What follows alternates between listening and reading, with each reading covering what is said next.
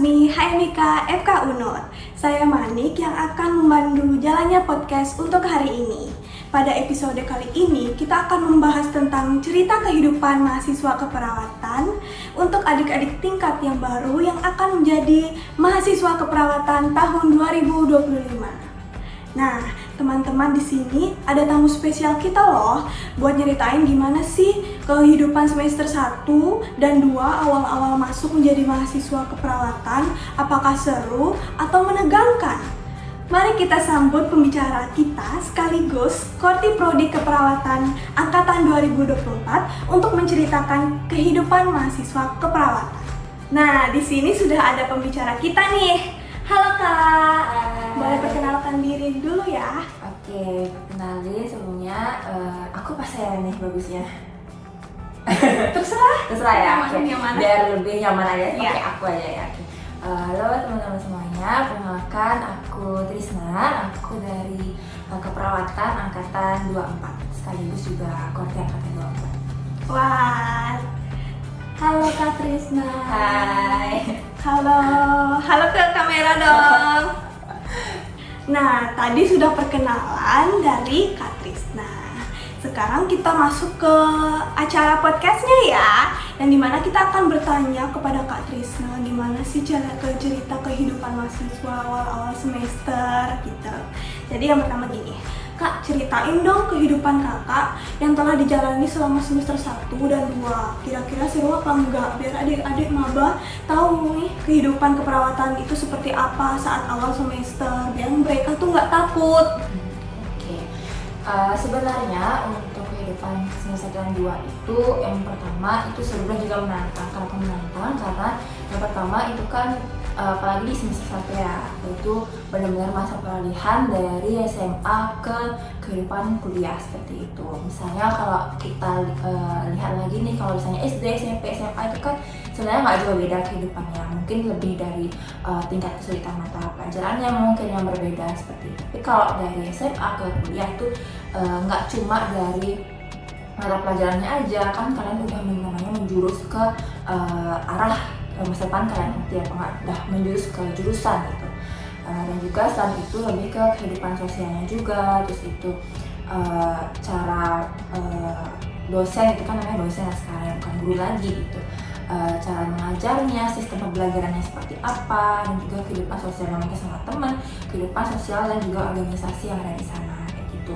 Kalau untuk semester 1 itu sebenarnya lebih ke kitanya yang harus adaptasi, Nyari teman, nyari ya. teman, adaptasi sama yang kehidupan kita yang sekarang gitu. Karena kan sebenarnya emang adaptasi itu kan nggak mudah ya, karena Iya. kita perlu tahap-tahapnya. Itu pun nggak instan, nggak langsung kita langsung bisa beradaptasi dengan lingkungan gitu. Kita kan pasti stres ya untuk pertama-tama itu pasti stres karena kita menghadapi sesuatu yang baru yang nggak pernah kita hadapi sebelumnya gitu. Jadi kalau dari aku pribadi stres itu hal yang wajar. Jadi tinggal kita gimana responnya kita terhadap situasi tersebut gitu. Apakah kita mau lanjut nih beradaptasinya gitu, karena kan beradaptasi kan itu artinya kita terbiasa dengan lingkungan baru kita gitu. Jadi ada dua nih, ada yang kalian bisa mendapatkan respon negatif ataupun positif, yang dimana kalau negatif itu kalian tentunya pasti akan stres terus-terusan kan. Kalau misalnya kalian meresponnya dengan hal yang positif, itu kalian bisa menghilangkan stres tersebut dan juga kalian bisa berhasil adaptasi. Contohnya misalnya nih kalian ke lingkungan baru gitu, kalian menghadapi sesuatu yang berbeda, kalian harus belajar dari stres kalian tersebut gitu. Ketika kita sudah menghadapi stres, kita tuh harus belajar kayak gimana sih caranya biar kita itu nggak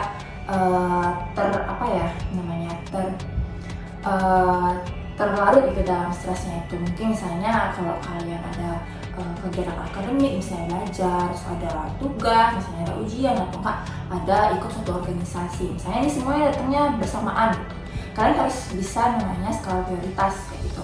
Mana yang pentingnya kita kuliah itu untuk belajar kan. Misalnya kita harus mengedepankan akademik terlebih dahulu tanpa menyampingkan yang lainnya kayak gitu. Misalnya kalian buat tugas atau enggak belajar dulu. Misalnya kalau tugasnya deadline cepat gitu, kalian bisa utamakan tugasnya dulu. Setelah tugas yang sudah terselesaikan, kalian bisa belajar gitu. Nah, belajar itu misalnya kalau mau ujian gitu, kalian nggak harus langsung semua materi kalian pelajari dalam satu waktu gitu, kalian bisa nyicil gitu. Jadi dua hal, misalnya belajar sama tugas ini bisa dijalani berbarengan, dan juga untuk kegiatan yang lain itu kalian bisa lanjutkan gitu, nggak harus semuanya itu langsung kalian kerjakan dalam satu waktu gitu. Jadi kalian tentu harusnya bisa nentuin skala prioritas, dan juga yang kedua kalian juga harus buat plan kayak gitu. Misalnya setiap hari saya kalian ada kelasnya sampai jam berapa, setelah itu kalian bisa ngeplan nih, oh habis dari kelas aku mau pulang ke rumah, aku mau ngapain kayak gitu. Jadi biar istilahnya tertata gitu, dan di sana biar tujuannya adalah biar kalian nggak kelabakan di lingkungan, menghadapi lingkungan yang baru itu gitu. Jadi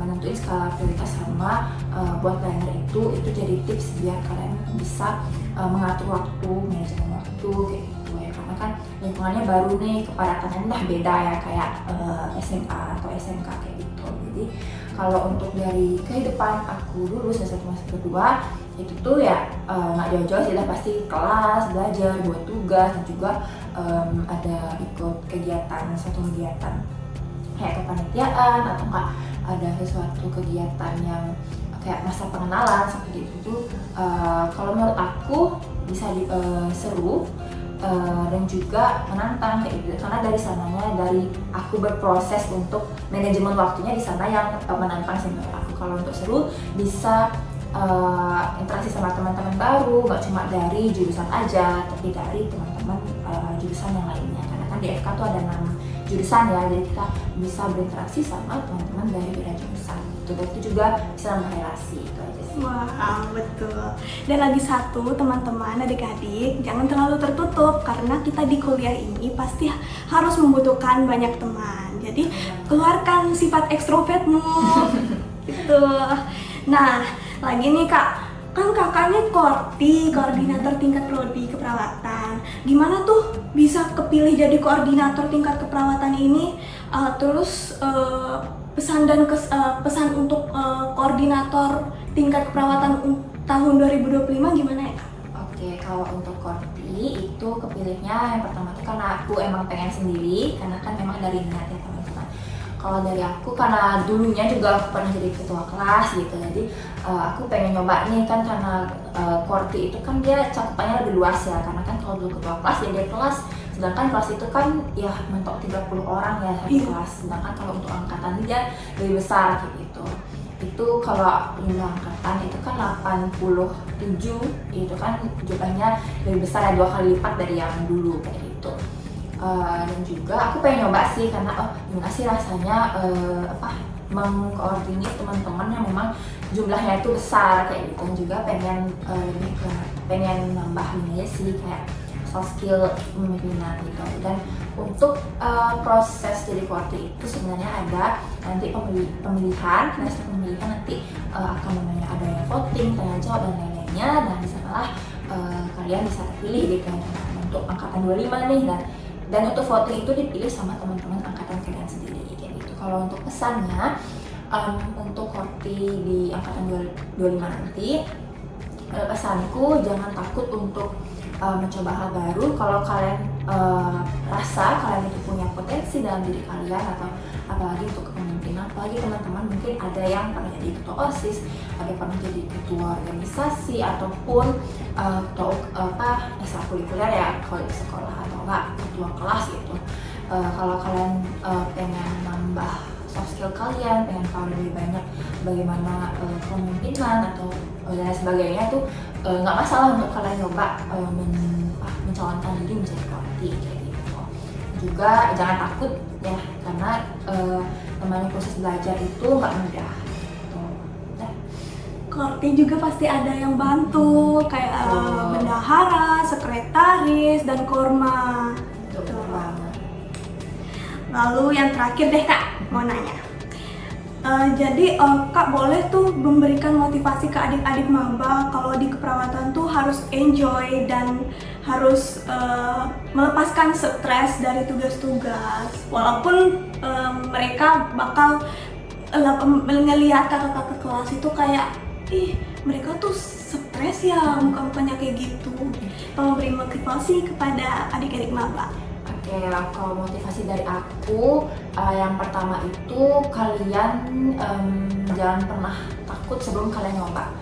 Dan kalau dari aku pribadi itu kalian bisa terapin yang tadi aku bilang itu, yang dimana kalian biar kalian nggak stres, kalian harus tahu step-stepnya kalian harus ngapain. Dan juga kalian juga bisa ikut kegiatan di misalnya di organisasi. Kalau organisasi kan kegiatan itu kan nggak mentok untuk rapat aja, pasti ada juga kayak program kerja yang memang kayak pengabdian masyarakat atau apapun yang mana kalian nggak cuma berkegiatan aja nih, tapi kalian bisa menerapkan juga ilmu-ilmu yang kalian udah dapetin dan juga pengabdian masyarakat. Teman-teman kalian misalnya kalau ada kegiatan kayak pemeriksaan fisik atau pemeriksaan apapun seperti itu kan kalian juga bisa menerapkan ilmu kalian itu ke masyarakat. Jadi itu kalau bagi aku itu merupakan sebuah healing gitu, karena aku selain belajar dengan buku gitu, kita juga bisa belajar dari masyarakat gitu. Kalau dan menurut aku itu enjoy banget, karena kegiatan itu kan di luar dari akademik juga gitu. Ini kan kita nggak mentok belajar di kelas, nggak PPT dan lain-lain sebagainya, karena kita juga bisa belajar dari lingkungan. Karena belajar itu kan nggak cuma dari buku, tapi kita bisa belajar dari orang, pengalaman dan lain sebagainya gitu. Jadi kalau dari aku juga motivasinya adalah kalian juga kalian kan kesini, untuk masuk sini itu kan nggak mudah ya teman-teman. Jadi jangan gampang menyerah, kalian temukan alasan kalian kenapa kalian bisa di sini kayak gitu. Dan kalian juga kalau misalnya kalian merasa menyerah kayak gitu, kalian juga harus lihat lagi ke belakang. Oh, aku sebelumnya itu udah berjuang keras untuk masuk ke sini. Jadi untuk masuk ke sini tuh nggak mudah. Banyak teman-teman yang kita yang lainnya yang pengen masuk sini tapi mungkin tidak bisa sampai di sini gitu. Jadi kita juga harus melihat ke belakang juga. Kita nggak masalah ya teman-teman untuk melihat ke belakang sesekali, biar kita itu nggak gampang nyerah. Jadi kayak tuh ayo temukan alasan kenapa kalian harus terus bisa berjuang kayak gitu. Wah, motivasi yang sangat menyayat hati. Di Bali kan kalian kan kuliahnya dapat di Bali nih, di UNUR. Pasti kalian tuh mungkin kalau lagi stres kan bisa healing Ya, ke bisa healing ke pantai, bisa gitu. healing dari sunset atau sunrise ke sana. Iya, kayak betul. gitu. Nah, udah nih Kak, mungkin segitu aja aku memberikan pertanyaan, dan mungkin pertanyaan-pertanyaan ini dan jawaban yang udah Kakak berikan bisa masuk ke adik-adik mahasiswa baru keperawatan tahun 2025. Jadi, terima kasih Kak. Terima kasih sudah mendengarkan podcast kami hari ini. Semoga cerita kehidupan jadi mahasiswa keperawatan bisa memberikan inspirasi dan semangat baru untuk kita dan adik-adik yang akan maupun ingin memilih pilihannya. Jangan lupa untuk terus bersyukur dan semangat dalam masuk ke prodi ini. Jadi mimpi yang besar adalah masa depan yang ditunggu dan dinanti. Terima kasih semua. Dadah. Tunggu di podcast selanjutnya ya.